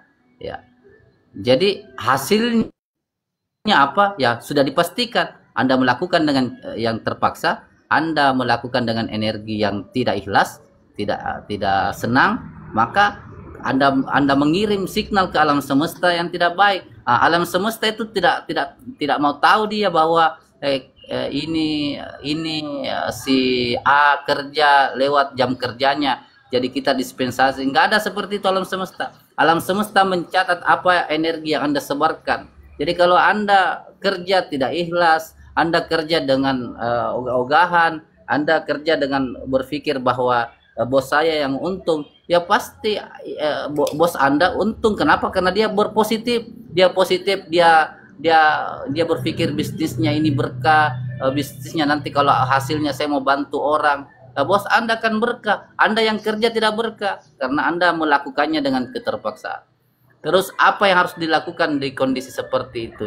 Ya Anda harus sampaikan jujur dan siap konsekuensinya. Sampaikan saja bahwa saya nggak bisa kerja di atas jam 4. Ya, kalau saya mau kerja tolong dibayar. Tapi kalau tidak siap kerja, saya Anda siap dibayar, saya tidak mau kerja. Tapi resikonya adalah Anda siap diganti. Ya. Dan Anda kalau diganti jangan protes lagi. Kenapa kita protes sama bos? Ya, karena bos kan punya juga cara berpikir, teman-teman. Makanya kalau nggak mau kerja sama bos, Anda bikin sendiri. Ya, kalau Anda bikin sendiri, Anda bebas. Anda mau kerja, Anda mau istirahat, Anda mau buka sampai jam berapa, Anda bebas. Anda tentukan sendiri rezeki Anda tentukan sendiri energi Anda. Terus kalau saya mau kerja sendiri, saya tidak tahu memulai dari mana. Kembali lagi hukum yang pertama. Itulah pentingnya keterhubungan dengan Allah. Kita bisa masuk di situ, minta di situ. Ya Allah, ya Tuhan. Ya, sampaikan dengan hati Anda, tunjukkan jalanku. Bukankah itu yang kita baca dalam sholat? Ihdinas siratal mustaqim, tunjukkanlah jalan saya Tuhan. Di mana maksud Engkau Engkau ciptakan saya itu, Engkau karyakan saya di bidang apa? Yang saya bisa berbuat dengan baik, potensi saya, dengan kesenangan saya, dengan kegembiraan yang saya bisa berikan ke semesta supaya saya mendapatkan berkahnya. Ya Tuhan, tunjukkan saya itu. Itulah jalan pintasnya. Kalau tidak siap gitu, maka kita harus ambil resiko. Namanya resikonya adalah ya sebab akibat. Ya, karena kita kerja sama orang, akibatnya harus ikut hukumnya orang. Jadi kalau ikut sama orang, ya kita harus siap. Kalau tidak, ambil sikap. Begitu Pak Baru. Jadi kalau Anda sanggup meninggalkan pekerjaan itu, latih Anda untuk sabar dan bersyukur. Apa bersyukurnya? Karena ada banyak orang cari kerja, tidak ada kerja yang didapatkan. Apa yang harus disabarkan? Iya, Anda harus bersabar karena Anda masih jadi pekerja. Berdoalah sama Allah, minta jalan supaya Anda bangun bisnis sendiri. Gitu, Pak. Silakan Bang Deddy, yang lain silakan masuk. Nah, silakan yang mau diskusi silakan, yang mau bertanya silakan. Tadi ada pertanyaan saudara awal, nanti kita simpan di akhir dulu ya. Ya, betul. Silakan dulu yang lain. Oke, selamat Siapa malam tahu Om Bahar. ya, Jadi Om Bahar ini Ya, adalah pengusaha yang mempekerjakan alam, Pak Ustadz. Ya, Beliau ini karena saya pernah jalan ke tempat beliau itu, beliau punya ladang yang luas dan beberapa ekor sapi kerbau. Jadi beliau ini adalah pengusaha yang mempekerjakan alam, Ustaz. Luar biasa Pak Bahar ini. Iya. ya, Jadi beliau ini sekarang sudah berkelimpahan, sudah memberikan energi-energi positif kepada alam untuk bertumbuhnya tanaman-tanaman yang dia rawat, kemudian menghasilkan buah dan sayuran yang bermanfaat buat kita. ya, Jadi sekilas tentang Pak Bahar ini, beliau ini sahabat saya ini Pak Ustadz, sejak lama. siap. Ya, terus mengenai pekerjaan ya, kita ini memang semestinya seperti Pak Bahar yang membuka lapangan-lapangan kerja, termasuk juga Ibu Ida Nur Hidayah dengan kerjaannya yang luar biasa. Ya, Kalaupun juga kita belum mampu untuk menghasilkan tenaga kerja atau mempekerjakan orang, kita bisa mengawali dengan diri kita sendiri ya Ustaz ya. ya, Bagaimana kita bisa berkarya dan bermanfaat buat diri kita, juga bermanfaat buat orang lain. Terima kasih Ustaz. ya. Betul sekali saudaraku. Jadi ambil sikap. Ya, ambil sikap artinya apa? Anda tetap harus melayani semesta dengan dua cara. Anda melayani semesta dengan berkolaborasi dengan orang lain. Anda kerjasama dengan orang lain. Ataukah Anda melayani semesta dengan Anda melakukan sendiri? Maksudnya dengan sendiri itu ya Anda bangun bisnis Anda sendiri, meskipun juga nanti Anda harus berkolaborasi dengan orang lain. Nah, tapi bisnis itu sudah Anda yang memiliki, Anda sendiri yang punya, mulai dari kecil-kecil. Kalau belum bisa membangun yang kecil, gabungkan. Anda kerja dengan orang lain, tapi niat Anda, misi Anda harus punya sendiri. Nah, jadi memang di awal agak besar energi yang Anda harus keluarkan, tapi ibarat Anda harus mempersiapkan keluar daripada sebuah tempat yang besar untuk membangun bangunan Anda sendiri. Jadi Anda harus punya energi untuk mempersiapkan itu. Kalau tidak teman-teman, Anda harus perkuat sabar dan syukur untuk bekerja sama dengan orang. Ya, ada orang sukses dengan bekerja sama, kerja dengan orang lain. Ada juga orang yang sukses dengan sendiri. Nah, kira-kira Anda cocok mana? Supaya tidak ada lagi menghakimi orang lain, menyalahkan orang lain, ya. Mulai bahagia dengan diri Anda, pekerjaan Anda. Kan sayang, sisa berapa kita punya usia yang normal untuk ukuran manusia, ya. Kan sangat disayangkan, sudah menguras tenaga, menguras emosi, pikiran, ya. Apalagi kita meludah, ibaratnya kita tidak menyenangi tempat kerja kita atau bos kita, tapi kita cari makan di situ. Jadi ambil sikap, bersabar dan bersyukur ketika Anda bersamanya, atau Anda bangkit dengan berjuang dari nol dengan sifat sikap berani dan optimis. Iya, ini juga yang dirasakan sama sahabat saya Ardi. Beliau itu membuat saya terinspirasi dengan karyanya karena pada saat itu beliau meninggalkan tempat kelahirannya, kemudian berpindah ke suatu tempat dan memulai dari nol, Ustaz.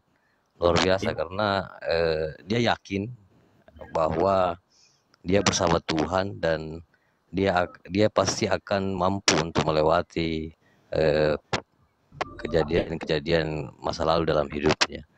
Dan saya rasa beliau ada di forum ini. Selamat malam. Assalamualaikum saudaraku Pak Ardi. Siapa tahu bisa share-share di sini tentang pengalaman-pengalamannya. Kasih Ustaz. Iya, betul. Silakan Mas Ardi, boleh dibantu pengalamannya biar kita saling mendukung, saling support bagi teman-teman yang ada di sini. Silakan Pak Ardi Gafar. Masuki.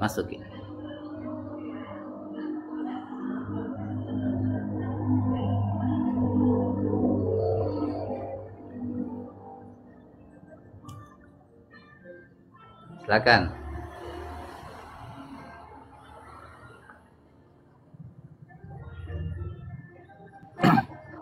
Ya, Mas. Ya.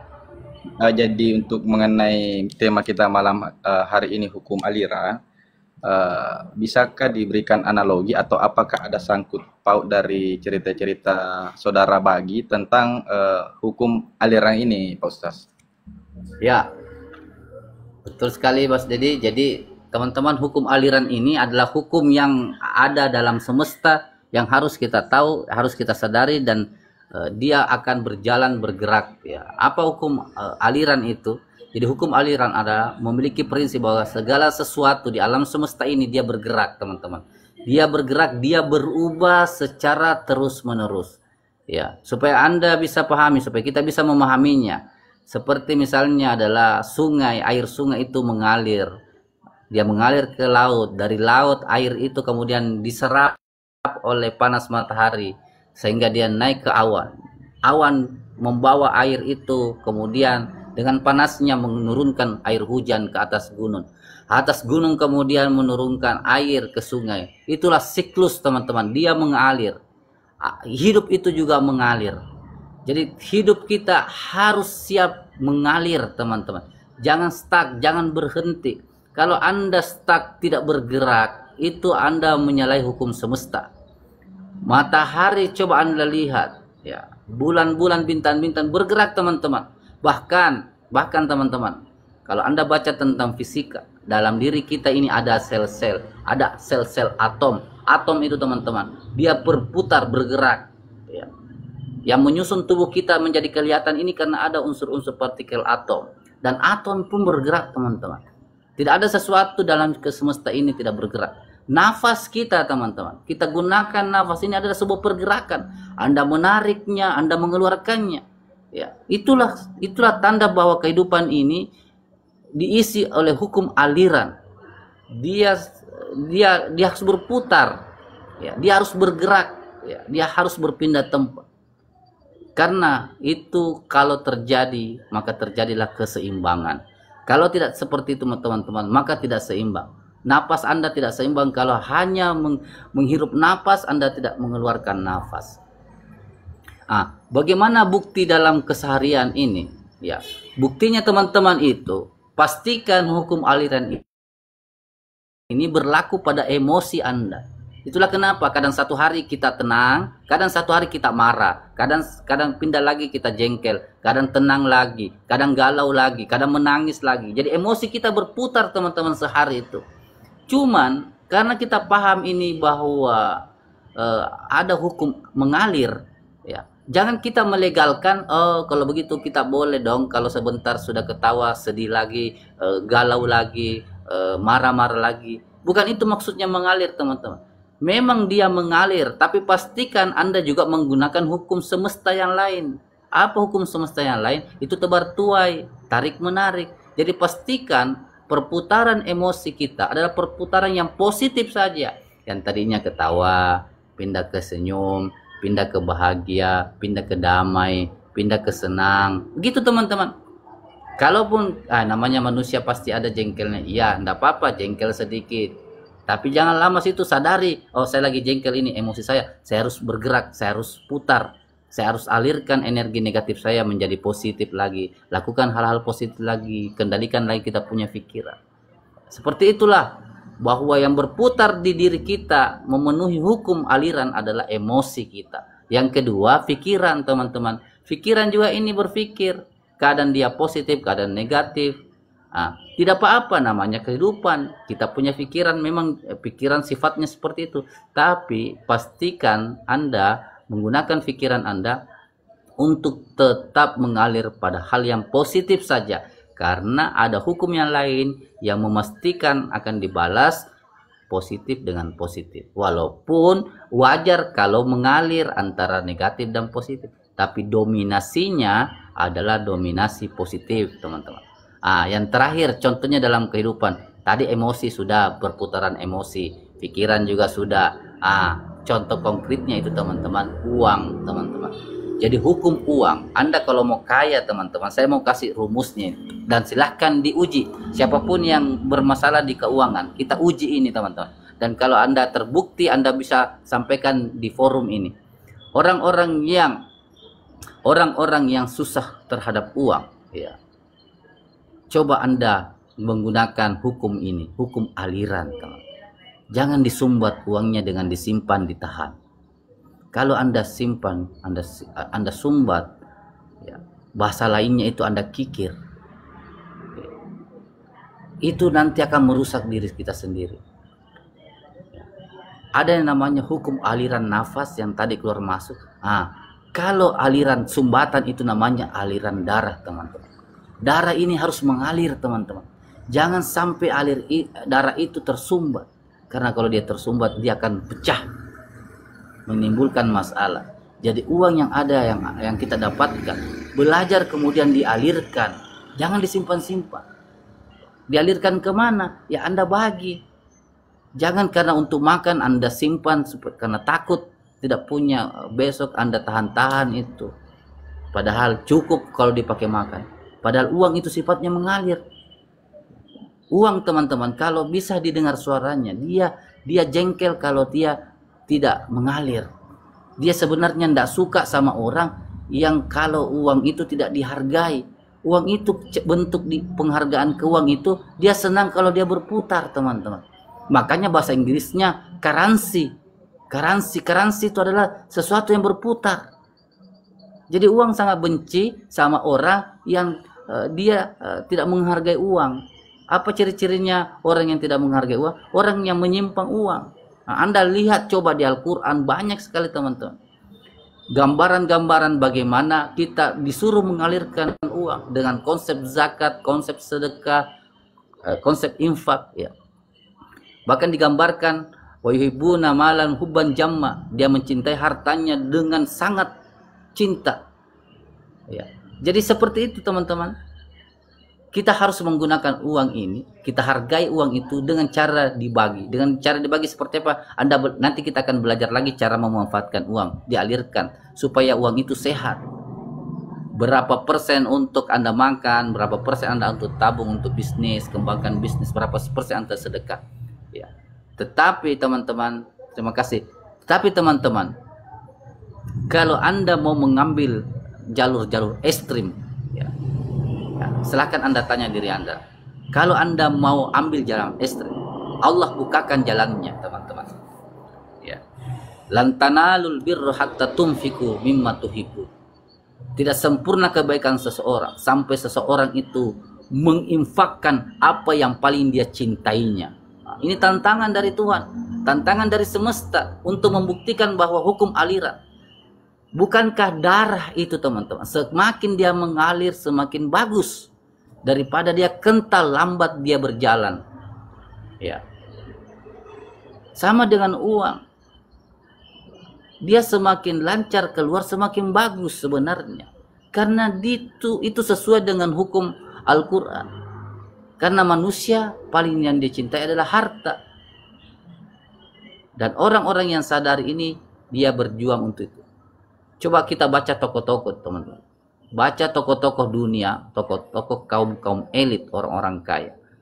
Teman-teman, dia sudah menginfakkan hartanya. Itu bukan lagi 2,5%, bukan lagi 10%, teman-teman. Ya. Dia melatih dirinya, dia menaikkan setiap penghasilannya setiap bulan. Dia rancang untuk program, dia alirkan uangnya karena dia sadar teman-teman, investasi terbaik bukan uang yang ditanamkan ke bisnis, Tapi investasi terbaik adalah uang yang ditanamkan ke semesta. Dia yakin teman-teman, kalau uang saya gunakan modal untuk bisnis, bisnis ada potensi dia berkembang, ada potensi dia jatuh. Tapi kalau dia tanam saham di alam semesta dengan sedekah, dengan infak, dengan zakat teman-teman, alam semesta tidak pernah menggagalkan balasannya teman-teman. Perusahaan yang tidak pernah valid, tidak pernah bangkrut adalah alam semesta. Bayangkan Anda menyebar benih, tidak pernah teman-teman dia akan balas itu. Jadi investasi terbaik bagi orang kaya adalah di alam semesta. Betul bahwa dia perbanyak modalnya supaya dia bisa putar bisnisnya, tetapi jauh lebih semangat dia ketika dia putar keuangannya di alam semesta dengan berbagi. Coba Anda baca bukunya Bill Gates, ya. Baca bukunya Microsoft itu. Baca juga Warren Buffett, ya. Baca orang kayanya India. Semua mereka di atas 90% teman-teman penghasilannya untuk disumbangkan 90%. Tapi itu juga dia bertahap dari awal, dari bawah. Tapi kalau Anda mau ambil jalur ekstrim, Anda lakukan itu. Dan silahkan dibuktikan teman-teman. Kita bercerita nanti di forum ini seperti apa pengalaman Anda. Anda buktikan. Dan itu Anda bisa lihat seperti apa, betulkah Al-Quran itu berbicara bukan hanya sekedar janji, tapi bukti nyata. Nah, ini yang kita bahas dengan hukum aliran. Terima kasih Baharudin, berkah kita. Jadi teman-teman, ayo kita alirkan emosi kita dari negatif menjadi yang baik. Ayo kita alirkan pikiran kita yang selalu negatif menjadi baik. Dan ayo kita alirkan keuangan kita. Bagi teman-teman, niatkan teman-teman. Setiap hari kita keluarkan buat orang lain. Walaupun dulu 1.000, 2.000, tapi niatkan, ya Allah, bulan depan ya Allah berikan saya kemampuan, saya mau setiap hari naikkan menjadi 3.000. Bikin lagi program teman-teman, bulan depan ya Allah saya meniatkan menjadi 4.000 bulan depan. Bulan depannya lagi. Jadi kita punya interaksi dengan Tuhan yang kita uji. Silahkan diuji ini ilmu. Betulkah seperti itu? Kalau saya teman-teman, setiap saya mendapatkan sekarang satu kali project dapat sesuatu, saya langsung keluarkan 20%. Itu saya mulai dari 10%. Saya naik lagi 20%. Terus ketika saya lakukan, apakah alam semesta langsung membalasnya? Saya tidak mau pikirkan itu teman-teman. Saya cuma yakini pasti akurat, presisi, dia datang tepat pada waktunya, di tempat yang tepat, bersama orang yang tepat. Saya meyakini itu teman-teman. Nah, saya punya niat sampai kemudian Allah memampukan saya ketika semua tanggung jawab saya sudah selesaikan buat keluarga. Setelah niat-niat baik saya mau bikin pesantren atau panti asuhan yang di dalamnya ada yatim, anak janda-janda yang ditinggalkan suaminya, yang sudah tidak bisa berpenghasilan. Dan ketika kepentingan keluarga saya sudah tercukupi, maka saya akan mengikuti oleh orang-orang kaya ini teman-teman. 90% apapun dari bisnis saya masukkan di badan amal. Itulah impian teman-teman. Jangan bermimpi sudah kikir. Dan pastikan ketika Allah memberikan itu, Anda mau dilihat kelayakannya. Betul tidak? Ketika saya berikan, kita eksekusi itu. Dan hal yang pertama saya pikirkan ketika rezeki datang itu, bukan saya gunakan untuk apa teman-teman. 20% siapa yang saya harus berikan. Walaupun mungkin masih kecil karena penghasilan yang masuk tergantung proyek. Proyeknya masih segini. Tidak apa-apa, tapi saya sudah melayakkan diri berselaras dengan alam semesta dan saya konsisten untuk menjaga janji saya dengan Allah. Seperti itu teman-teman. Silahkan buat proyek sendiri. Silahkan lakukan setiap hari mengalirkan uang karena Anda harus selaras dengan hukum yang ini, hukum aliran. Yang kedua, setiap proyek datang, Anda keluarkan berapa persen dan Anda belajar konsisten. Itu pengantar untuk berbicara tentang hukum aliran. Jadi di semesta ini ada hukum yang mengalir.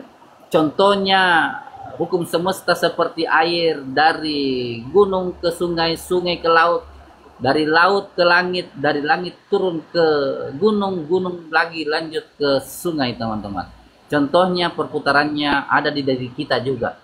Dimulai dari pikiran yang sering harus mengalir, pastikan dia mengalir di positif. Di hati kita, di perasaan kita pun ada emosi, keadaan bahagia, keadaan sedih. Pastikan dominannya lebih banyak yang positifnya, emosi kita. Yang terakhir, masalah uang. Belajar melakukan aliran terhadap uang, mulai dari berpikir sehari berapa, yang kedua setiap satu proyek deal berapa yang harus Anda lakukan, dan niatkan kemudian ketika Anda sudah selesai, kita sudah punya rumah, sudah punya mobil, sudah punya pula bisnis, yang bisnis itu sudah bisa menghasilkan, membiayai kehidupan kita, berapa persen yang harus Anda berikan buat semesta. Itulah makhluk-makhluk cahaya teman-teman, dan kita menuju ke sana melalui room ini. Seperti itu Bang Deddy, silahkan masuk. Ya, luar biasa atas pencerahan dan diskusi malam ini. Dan yang saya tangkap juga di sini Pak Ustaz, bahwasanya ketika kita menyelaraskan diri dengan semesta dan memahami hukum-hukum semesta, bukan cuma kita sehat secara fisik dan kita bisa sehat secara finansial dan juga mental Pak Ustaz ya. Ya, betul sekali. Ya, jadi semakin hari ini semakin seru ini pembahasannya Pak Ustaz, di mana Jadi secara teman-teman, finansial ya, dan fisik juga. betul Pak Deddy. Jadi teman-teman, kalau kita jeli setiap akhir sesi selalu kita mengatakan salam sehat, karena manusia harus sehat teman-teman. Nikmat setelah hidup itu Anda punya kesehatan. Ya. Jadi salam sehat. Nah setelah sehat kita bilang lagi yang kedua, salam kaya raya, karena kita harus kaya teman-teman. Harus kaya kita, tidak bisa tidak, karena kita bersama-sama kaya. Nggak boleh orang yang mengaku yakin sama Tuhan tapi merasa kecil, seolah-olah tidak berdaya, nggak boleh. Itu tadi bahasanya Deddy itu menyepelekan Tuhan. Yang ketiga, salam kita adalah salam bahagia. Kalau sudah kaya raya, jangan stres ya. Kalau sudah kaya raya, tetap harus bahagia. Jadi harus sehat, harus kaya raya, dan kita harus bahagia. Seperti itu teman-teman. Ya, silakan yang lain. Kita maksimalkan sampai jam 11 temannya. Malam hari ini kita sampai jam 11. Jadi masih ada 8 menit. Kalau ada yang belum jelas, siapa tahu ada yang bisa bantu jelaskan apa hukum aliran ini teman. Silakan Bang Deddy.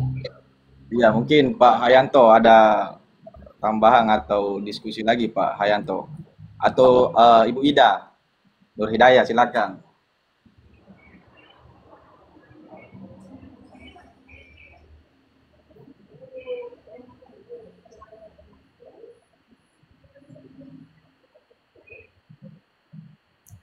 Ya, silakan teman-teman. Silakan. Yang mau memberikan pandangannya silakan. Kita berikan ruang, kita berikan Ya, mungkin Pak Ustaz tadi pertanyaannya Bapak Awal Arsyad ini Pak Ustaz tentang metode atau cara masuk ke keterhubungan itu Pak Ustaz. Ya. Jadi teman-teman, tidak apa-apa nanti nonton di YouTube sambil saya jelaskan ya teman-teman, biar lebih, karena di situ kan kita bahas lebih jauh, lebih dalam. Jadi teman-teman, silakan teman-teman duduk dengan tenang di tempat masing-masing, ya, di tempat masing-masing. Sekarang sadari dulu. Jadi kita belajar kata sadar dulu teman ya, kata sadar dulu. Sekarang teman-teman yang sudah paham silahkan ikut saja ya. Tinggal dilatih kepekaannya, dilatih kepekaan saja. Sekarang pakaian yang kita kenakan, yang kita sudah gunakan, pakaian itu sudah ada di tubuh kita. Kita teman-teman, manusia itu abai dengan pakaian karena selalu berpikir pakaian memang tugasnya menutupi kulit saya. Memang tugas dari pakaian adalah menjaga tubuh saya, melindungi tubuh saya. Jadi kita anggap enteng pakaian itu, karena kita menganggap dia memiliki tugas seperti itu. Jadi ayo kita belajar kata sadar. Sekarang kita belajar bahwa pakaian itu telah ada. Jadi telah ada, kata-kata ada. Dia ada di tubuh kita, teman-teman. Rasakan bahwa pakaian kita ada. Walaupun kita sambil cerita seperti saya bercerita ini, saya bisa dengan kesadaran saya bisa merasa dia ada. Walaupun saya sambil cerita, walaupun saya sambil menonton, ya. Tapi kesadaran itu tidak hilang. Saya bisa menyadari itu. Berarti pakaian itu ada. Dengan kita masuk di kata sadar. Dengan sadar kita bisa mengakui bahwa pakaian ada. Yang kedua, teman-teman, ketika kita sudah sadar bahwa pakaian itu ada, kita masuk lagi di kata yang kedua. Sadar bahwa pakaian itu hadir. Hadir, sekarang dia hadir bersama kita. Ya, bukan cuma ada, teman-teman, tapi dia hadir menemani kita. Ya, kita jalan ke pasar, pakaian ada dan hadir bersama kita. Ada dan hadir. Karena banyak orang keluar rumah tidak menyadari pakaian. Jadi untuk masuk dengan kata sadar saja, dia tidak sadar, teman-teman. Apa akibatnya dia tidak sadar dengan pakaiannya? Dia nggak pernah mengucapkan terima kasih sama pakaiannya. Dia tidak pernah bersyukur dengan kehadiran dan keberadaan pakaian di tubuhnya.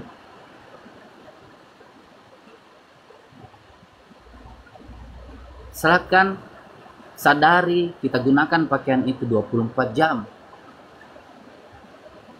Dia ada bersama kita, dia hadir bersama kita, dia menjaga kita. Dia memenuhi segala kebutuhan tubuh kita yang harus terlindungi. Supaya kita semakin sempurna, semakin cantik, semakin gagah. Bahkan semakin dipuji oleh orang. Itu baru pakaian, teman-teman. Sementara kita tahu kalau di Islam itu, kalau mau menggunakan pakaian kita disuruh baca doa. Tapi kita cuma baca doa Bismillahirrahmanirrahim misalnya. Tapi tidak ada makna. Apa maksudnya Bismillahirrahmanirrahim ketika kita memulai pekerjaan? Itu adalah instruksi untuk kita masuk ke kesadaran bersama dan berada dengan Allah bersamaan. Seperti kesadaran kita sudah kita latih tadi dengan kesadaran pakaian. Jadi ketika baca Bismillahirrahmanirrahim, bukan hanya sekedar bacaan, teman-teman. Itu ada rasa, ada keterhubungan, ada sebuah kesadaran, penyatuan, kesadaran, keberadaan, dan kehadiran Allah seperti pakaian. Terus kita mengatakan, kalau pakaian kan nyata. Saya bisa rasa karena saya lihat. Bukankah juga Allah itu nyata, teman-teman? Bukankah Allah mengatakan Allahu la ilaha illahu al-hayyul qayyum. Allah itu adalah tiada Tuhan selain Dia. Yang mana itu Dia? Al-hayyu, yang hidup, yang maha hidup. Karena Dia maha hidup dan Dia juga al-muhyi, menghidupkan. Sekarang kita kan hidup, teman-teman. Kan kita hidup. Berarti kan Dia ada dan Dia hadir. Kenapa kita tidak sadari itu seperti tadi kita tidak menyadari pakaian? Dan setelah kita masuk di Al-Hayyu, kan Al-Qayyum. Al-Qayyum adalah yang maha mandiri, maha bergerak, maha berpraktek, maha melakukan. Kan ketika kita sudah hidup, kan kita bisa melakukan, berpraktek, bisa bergerak, karena kita hidup. Berarti teman-teman, yang menghidupkan kita kan Dia, dan Dia ada sekarang, Dia hadir sekarang karena kita masih hidup. Dan ketika kita bergerak, saya berbicara, kan berarti Dia ada karena Dia juga Al-Qayyum yang bergerak, yang mandiri atas keinginan dan kehendaknya. Dan yang terakhir, teman-teman, diperjelas. Yang manakah itu yang hidup dan yang bergerak? Yang mana? Itulah lanjutannya. La ta'khuzuhu sinatun wala naum. Dia tidak tidur dan tidak mengantuk. Pertanyaannya adalah, Apa dalam kehidupan manusia yang tidak pernah tidur dan tidak mengantuk? Apa kira-kira yang tidak pernah tidur dan tidak pernah mengantuk? Kan Anda tidur. Katanya tadi kita sudah hidup, kita sudah bisa bergerak. Tapi kita masih tidur, kita masih mengantuk. Berarti bukan kita. Terus yang mana dalam diri kita? Yang tidak tidur dan tidak mengantuk kan adalah nafas, teman-teman. Kan nafas. Anda tidur, Anda tetap bernafas. Berarti nafas ini adalah tanda bahwa dia ada. Tanda bahwa kita masih bergerak karena masih bernafas. Karena beda dengan orang yang sudah mengembuskan nafas terakhir. Berarti sudah tidak masuk lagi, teman-teman. Jadi nafas ini bukan Allah, tapi nafas ini adalah simbol tanda bahwa dia ada supaya kita menyadari. Seperti tadi baju, kita bisa sadari karena kita bisa lihat, kita bisa rasakan. Nafas ini sebagai tanda bahwa dia ada. Walaupun tidak bisa dilihat karena dia udara, tapi kan dia bisa dirasakan seperti kita bisa merasakan sekarang baju itu melekat. Kan kita bisa merasakan kita bernafas. Berarti kalau kita interkoneksi dengan Allah di dalam diri kita, kita harus peka menyadari keberadaan Allah melalui kesadaran nafas. Bahwa nafas ini adalah tanda bahwa dia ada, bahwa nafas ini adalah tanda bahwa dia hadir bersama kita. Jadi teman-teman, kalau Anda lagi jatuh tapi masih bernafas, kenapa harus bersedih? Kan tinggal dikatakan, saya sedih, tapi karena Allah masih bersama saya. Kan Anda sudah menyadari dia ada. Anda kemudian menjadi kuat kembali, teman. Anda menjadi semangat kembali. Anda menjadi optimis. Karena Anda masih hidup, masih ada peluang. Oke, hari ini saya tidak bisa makan pagi karena nggak ada yang bisa saya makan. Tapi saya masih hidup. Berarti Allah masih bersama saya. Allah masih memberikan saya kekuatan. Allah masih memberikan saya kemampuan untuk melayani semesta. Itulah teman-teman orang-orang yang sudah sampai level, sudah merasakan keberadaan dan kehadiran Allah. Bukan sekedar bicara tentang Allah tapi tidak tahu yang mana. Tapi kita menginginkan, kita sudah sadar bersamanya, teman. Room ini hadir untuk itu, teman-teman. Room ini hadir untuk itu. Membangkitkan kesadaran ruhani kita yang sudah lama terkubur, dikalahkan dengan kekuatan pikiran, ego, harapan, dan keinginan. Lupa bahwa dia sudah menggunakan pakaian. Dia sibuk mencari pakaian. Lupa bahwa dia sudah bersama Allah. Tapi dia sibuk mencari Allah. Seperti seekor ikan yang sibuk mencari air, padahal dia sudah hidup di dalam air. Karena sudah jam 11, teman-teman. Mudah-mudahan ilmu ini bisa kita pahami bersama, bisa saling support di room ini. Menjadi orang-orang yang bersyukur karena Anda masih hidup. Anda masih hidup, teman-teman. Anda masih hidup dan Anda bersamanya. Anda bersama Sang Maha Hebat, Sang Penyembuh, Sang Maha Kaya, Sang yang memberikan kehidupan. Tanpa Anda minta, dia berikan. Bahkan dia berikan jauh lebih banyak daripada apa yang Anda minta. Dia cuma meminta Anda berpikir positif. Jangan ragukan dia. Jangan anggap enteng dia. Akbarkan dia. Kuasakan dia. Percayakan sama dia. Anda layakkan diri Anda dengan melayani semesta. Maka dia akan bersama Anda. Kalau tidak ada pertanyaan, kita tutup, teman-teman. Silakan Bang Deddy. Ya, luar biasa Pak Ustaz malam ini. Dan juga dari pencerahan tadi yang Pak Ustaz sampaikan itu sangat luar biasa getarannya Pak Ustaz. Terima kasih Pak Ardi, Bang Awal. Terima kasih. Ya, ada pertanyaan? Silakan. Pertanyaan ini silakan. Satu aja ya. Ya. Mungkin Pak Haji Ya, Yahdi, yang sudah silakan. mengirimkan gift-nya saya ucapkan terima kasih banyak. Sesungguhnya Anda berbuat buat Anda sendiri. Ya, yang lain. Ya. Kadang saya lupa bernapas. Bagaimana itu, Ustaz? Cuma tidak menyadarinya. Ya. Ya. Karena kenapa kita terlalu fokus di luar nafas kita. Itulah kenapa kita tersiksa oleh pikiran kita. Karena kita tidak hening, kita tidak tenang. Kenapa kita tidak tenang? Karena kita tidak latih dengan kesadaran nafas, teman-teman. Jadi insya Allah mudah-mudahan Allah merahmati room ini. Kita akan belajar lebih jauh ke depan dengan membahas hukum-hukum alam semesta. Kalau tidak salah hari ini adalah hukum yang ketujuh, teman-teman.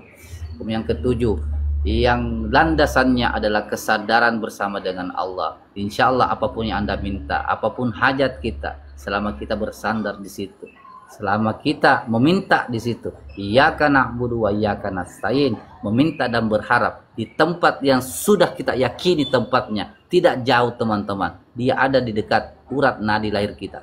Dia ada rumahnya di dalam kalbu kita. Dia bersama kita. Maka bersihkanlah hati kita agar Allah dan suaranya bisa bergema di kalbu kita.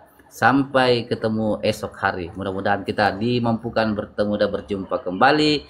Kalau ada salah mohon dimaafkan. Maaf kata. Dan segala harapan kita bisa dimudahkan, dikuatkan untuk terkabul semua.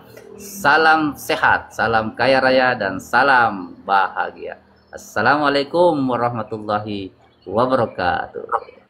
Waalaikumsalam warahmatullahi wabarakatuh. Terima kasih Pak Ustaz. Siap, siap.